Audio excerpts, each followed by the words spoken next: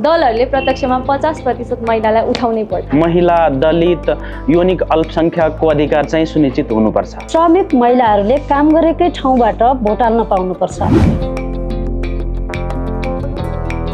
Gen Z आन्दोलनपछि अबको चुनाव हुँदैछ।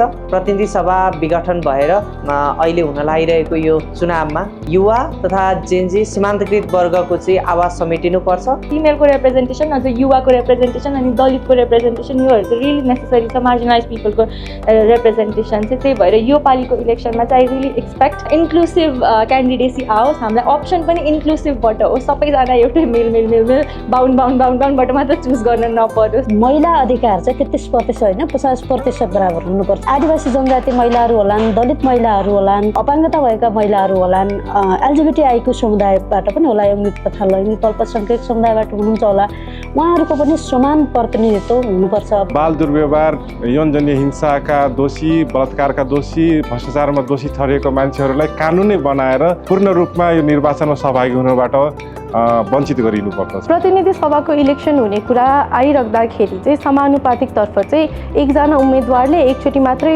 उम्मेदवारी दिन पाउने चाहिँ प्रावधान लिएर आउन एकदमै जरुरी छ। जेन्जी मोमेन्ट पछिको यो अवस्थामा आउट अफ कन्ट्री भोटिङको विषय चाहिँ सबभन्दा महत्त्वपूर्ण छ। बाहिर बस्नेहरूको चाहिँ के अरे 22 लाखको सङ्ख्यामा छ, सरकारी डेटाले भन्छ। र त्योभन्दा बढी 40 लाख 50 लाख पनि अब इमिग्रेन्टहरू छन् त।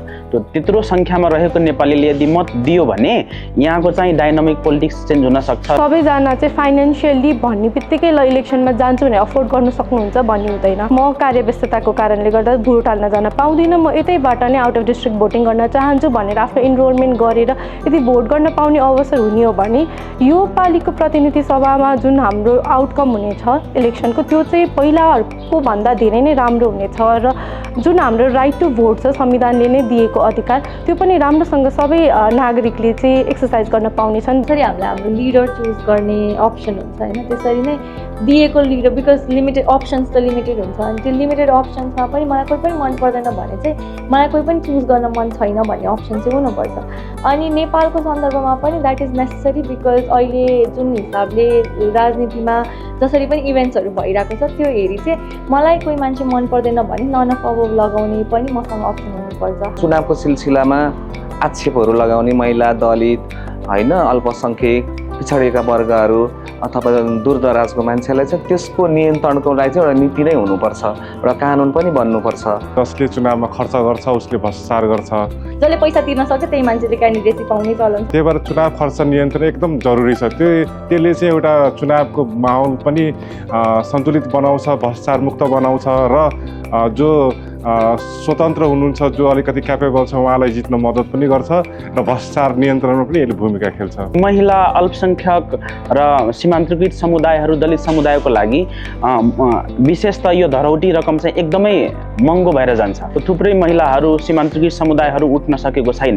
त्यही भएर लोकतन्त्रमा सबै मान्छेहरू उठ्नुपर्छ, धरौटी चाहिँ बाधक बन्नु हुँदैन। सीमान्तकृत समुदायले चाहिँ धरौटी रकम चाहिँ सकेसम्म निःशुल्क राज्यले गर्नुपर्छ। मौन अवधि चाहिँ घट्नुपर्छ, 24 घण्टालाई घटाएर 12 घण्टामा राख्दा चाहिँ उपयुक्त हुन्छ। यो कुरालाई सुनिश्चित गर्दै गर्दाखेरि चाहिँ हामीले साँच्चैमा चाहिँ डेमोक्रेसीलाई चाहिँ इन्स्योर गरेर प्र्याक्टिसमा पनि ढाल्दै गएको चाहिँ देख्न सकिन्छ।